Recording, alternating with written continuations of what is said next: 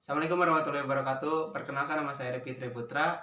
Di sini saya akan membicarakan tentang pengertian bisnis dan merangkum sedikit dari tugas dari pengertian bisnis. Nah, mungkin yang terlintas dalam benak kita mengenai bisnis adalah seperti gedung-gedung mewah, terus alat-alat yang canggih, atau mungkin ada lagi seperti toko, warung, dan lain-lain. Nah, pengertian bisnis sendiri itu ada dua. Yang pertama, bisnis adalah sebuah usaha kegiatan. Yang kedua, ada aktivitas yang meliputi pertukaran barang. Terus di sini juga dijelaskan ada organisasi bisnis. Nah, yang pertama ada organisasi bisnis, yang kedua ada organisasi nirlaba atau non profit. Untuk tujuan organisasi bisnis sendiri itu untuk mendapatkan laba atau keuntungan. Nah, yang kedua organisasi nirlaba atau non profit itu tuh kepentingannya untuk kepentingan masyarakat umum seperti yayasan lembaga pendidikan atau masyarakat dan sosial. Nah, ada beberapa tujuan dan maksud dari bisnis itu sendiri. Yang pertama, pemenuhan kebutuhan dan keinginan konsumen.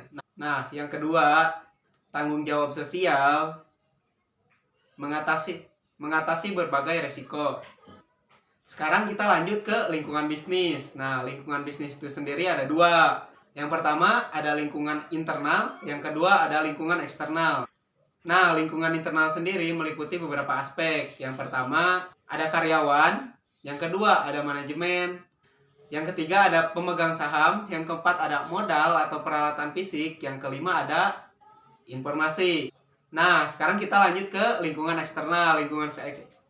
Lingkungan eksternal sendiri terbagi menjadi dua.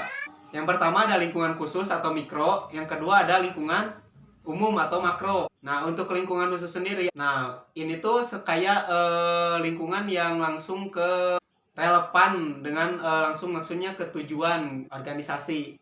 Nah, terus memiliki orang-orang yang berkepentingan di dalamnya seperti konsumen, pemasok, dan pesaing. Nah, sekarang kita lanjut ke lingkungan makro. Nah, lingkungan makro sendiri lingkungan yang tidak terkait secara langsung, meliputi 4 dimensi. Yang pertama, ekonomi. Yang kedua, politik dan hukum.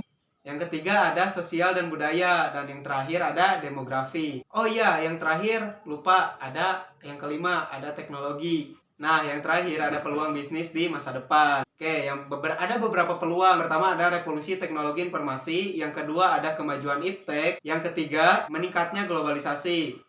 Nah, untuk tren bisnis di masa depan, ada beberapa aspek. Yang pertama, ada kemajuan ekonomi yang kuat dan konsisten. Yang kedua, ada berkurangnya defisit inflasi dan anggaran. Nah, itu saja mungkin yang saya bisa rangkum dari materi yang ada di YouTube sebelumnya tentang pengantar bisnis. Oke, terima kasih. Wassalamualaikum warahmatullahi wabarakatuh.